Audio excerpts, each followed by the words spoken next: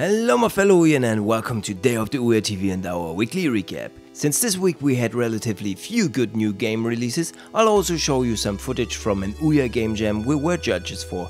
But first, we'll look at these games.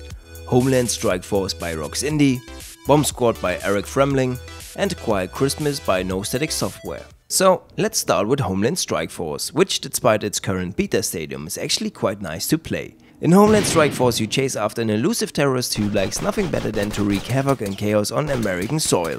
After a big search and capture mission goes terribly wrong, you and your partner are the only spec ops left on a once huge task force. So get your weapons ready, it's go time.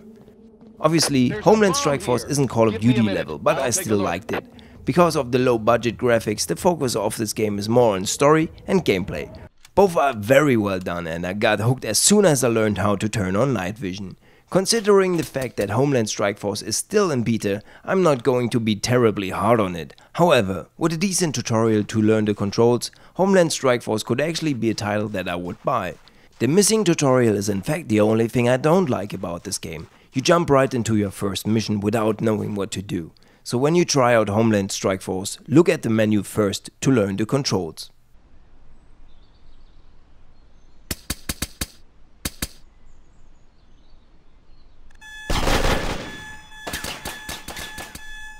Next up is BombSquad by Froemling, which is new, but I felt like the new update Eric released this week might be of interest for a few of us who have kids. Eric released the in-app purchase of Frosty the Snowman and Santa Claus, which gives BombSquad an even higher fun level. Santa is coming to town and instead of bearing gifts, he throws bombs at you. Awesome addition to an already awesome game.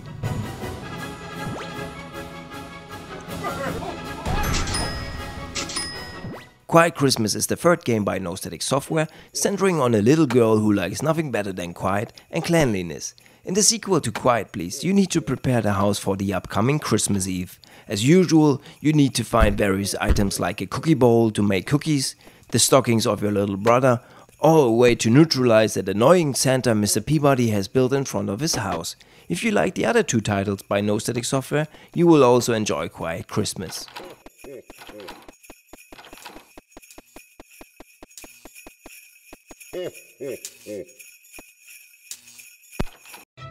In the beginning I mentioned that we were judges in a game jam. A game jam is something like a hardcore game coding session that spans over several days, in this case 21.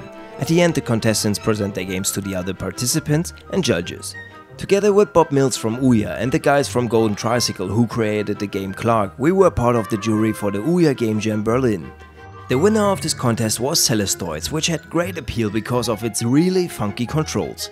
When I first started Celesteroids, I immediately started to smile because it was just so ridiculous.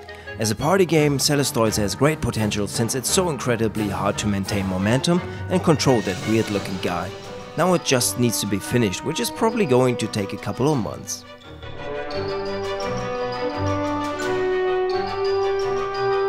The second place went to Copperhead, which is a twin-stick space shooter with randomized levels and very awesome music. Actually, I believe it was the music that made Copperhead so much fun to play, and with a bit more polish, Copperhead could be fun to play on the Ouya. What was missing from Copperhead was some kind of story or goal. However, that could easily be added now, and we'd have a fun game for our beloved system.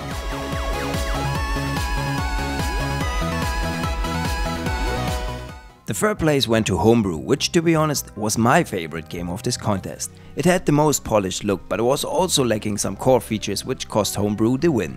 In Homebrew you are a little witch that magically plants, waters and grows plants in her backyard to eventually make some kind of magical potion. The part of watering and growing the plants looked really pretty and a lot of thought went into it. However, the next part when you brew your potion was missing and I think if it had been implemented, Homebrew would have gone home with a win. Personally, I see the biggest potential for Homebrew to be a success on the Ouya. It just lacked that final spark to succeed in this competition. To get to an end, thanks to every contestant in the Ouya Game Jam Berlin. We really enjoyed your games and hope each and every one of you releases their game on the Ouya.